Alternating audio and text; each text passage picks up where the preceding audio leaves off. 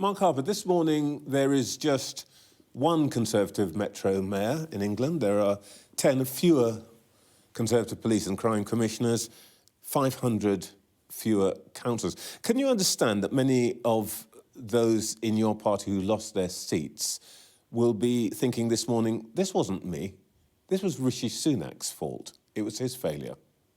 Well, look, it's always incredibly disappointing when you lose hard-working councillors, police and crime commissioners, and fantastic mayors like Andy Street, who I've worked very closely with, who was doing a fantastic job. And it was a testament to him, I think, that that result was so close, 1,500 votes out of millions cast. So I can understand the people being disappointed about that. But I think the key thing that people need to do now is absolutely get behind the Prime Minister, focus on the things the government is focused on delivering, that are the British people's priorities around the economy, dealing with illegal migration, and get out there and take that fight to the country ahead of the general election. Well, why would they do that when they think, and we heard this in interview after interview and off-the-record briefings and so on, when they feel that they have worked hard, they've done their best, but they've been let down by the Prime Minister's their various accusations, vacillations, failure of policy, lack of clarity, but that his unpopularity, which is demonstrated in polls, is what dragged them down. Well, look, let me pick that point up about the polls. I mean, you'll know, because it's Sky's sort of analysis. Rawlings and Thresher, country's leading experts, have forecast that on the results this week you'd have a hung parliament. That means Keir Starmer's not on course to win a majority, and that's before an election campaign where Labour's lack of policy would come under scrutiny. So what that shows for me is very clear. The polls are not correct. There's everything to fight for, and the Conservative Party, under the Prime Minister's leadership, is absolutely up for that fight. Well, look, I mean, we always want to be helpful here at Sky, but this is grabbing at straws a bit, isn't it? You actually took a whacking. No, I was very clear. Look, these were disappointing results, but the point is, what they demonstrate from that scenario is that Labour's not on course for that majority. Keir Starmer hasn't sealed the deal with the public. So that means there's a fight to be had. The Prime Minister's up for that fight. I'm up for that fight. And I know the Conservative Party is up for it. We have to focus on delivering on people's priorities. That's what the Prime Minister is doing. And then we have to get out there and sell that message and then set out what we do after an election with a Conservative victory. OK, well, let's talk about the weapons that you're going to bring to that fight. Andy Street was pretty clear to Tory colleagues last night on Sky News about what he thinks you need to do now. Stop talking to about leadership, move to the centre, focus on delivery. Here's what he said to my colleague Sophie Ridge. Are you worried about the Conservative Party drifting to the right, to overemphasising the threat from reform and ignoring other voters? I would definitely not advise that drift. I mean, the psephology here is really very straightforward, isn't it? This is the youngest, most diverse, one of the most urban places in Britain, and we've done, many would say, extremely well over a consistent period. And the local council results across many of our councils here in the West Midlands yesterday were also extremely encouraging. So the message is clear. Winning from that centre ground is what happens. Would you endorse that message?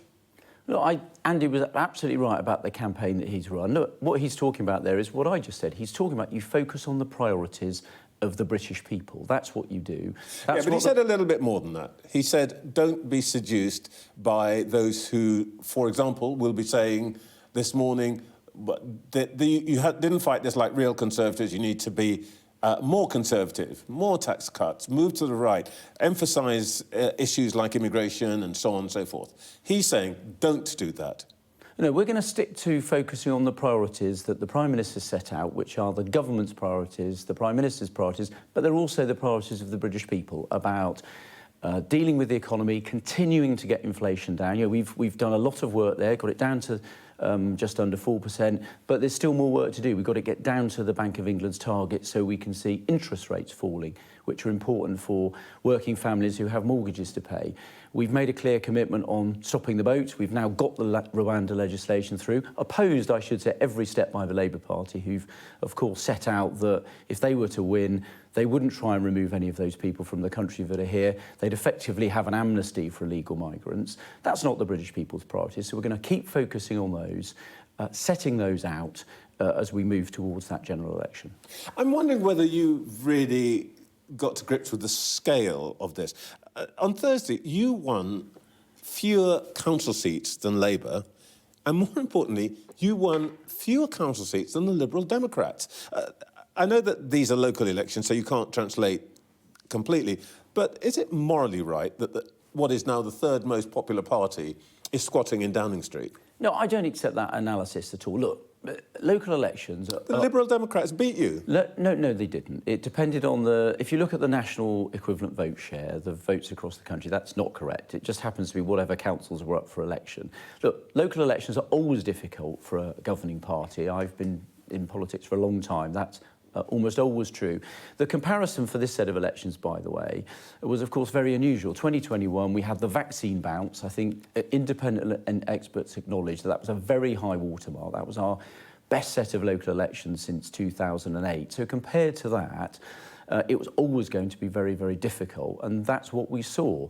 But we are very focused on the fight to come. As I said, we're going to keep focusing on the public's priorities. And what these results show is that the result of the next election is not predetermined. There's everything to fight for, and I know the Conservative Party, under the Prime Minister's leadership, is absolutely up for that fight. Yeah, but some very well-informed people think that your biggest problem is the public is no longer listening to you. Let me put the words of a fellow television presenter who's been at this a long time to you. He said, "I think the public's already made their mind up. I think Rishi Sunak could fly over the UK tonight in a helicopter and drop £1 million down every chimney and they'd still vote him out." Now, as well as being a television presenter, Lee Anderson was the deputy chairman of your party. I sort of imagine he knows what he's talking about. Hasn't he got the mood of the nation right? Well, look, he's now in an opposition political party. And by the way, he's in a party now, Reform, where, frankly, it's very clear from the results that any Conservative who chooses to vote for Reform just gets more Labour people elected. So a vote for Reform is a vote for a Labour government, effectively, something to do the opposite of what most of those people want to see. But no, I don't think he's right at all. And I don't think people have stopped listening, actually. The evidence, if you take Ben Houchen's win, is that somebody who delivers... one success in the last 3 days. But it's important. It's about someone who delivered, who, in an area of the country, by the way, Labour were really hoping to win that. They threw everything at it. Keir Starmer and the Shadow Cabinet were there a lot, and they didn't. And we had a very close race. In the West Midlands, which, given where the national opinion polls, is a credit to Andy Street, actually. So I think people are listening. The challenge for the rest of the year is to continue getting that message out there. You've pinned pretty much everything on Rwanda, on the Rwanda scheme. That's your flagship thing. You got legislation through, tick. Prime Minister told us last week that the flights would be taking off before summer, tick-ish.